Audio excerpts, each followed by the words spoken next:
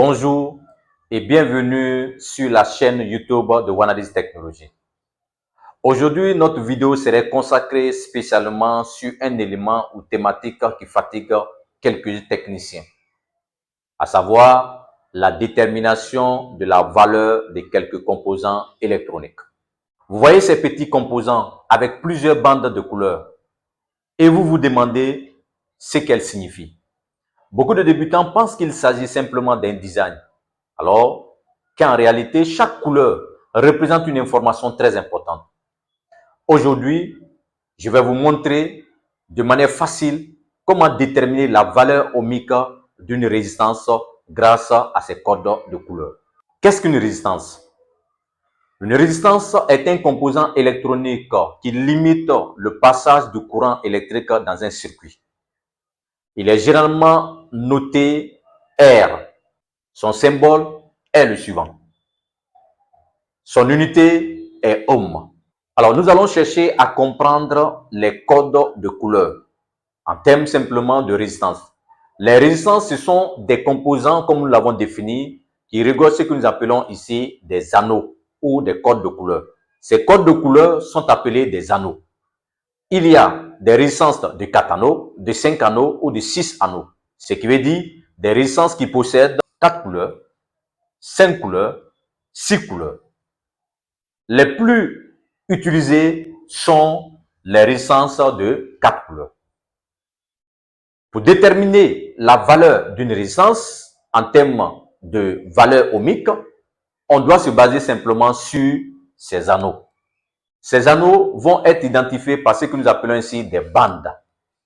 Ces bandes, comme vous le voyez, nous avons la première bande, c'est le premier chiffre. La deuxième bande, c'est le deuxième chiffre.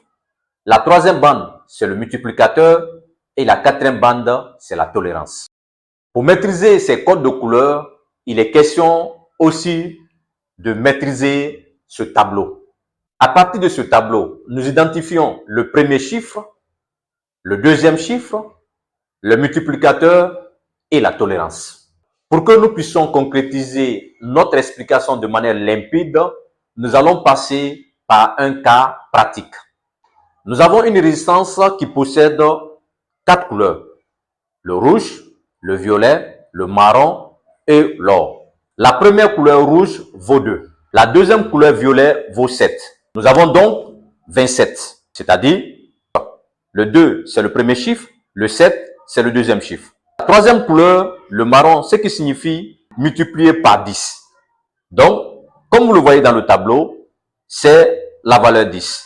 Donc, nous calculons 27 fois 10, ce qui est égal à 270 ohms.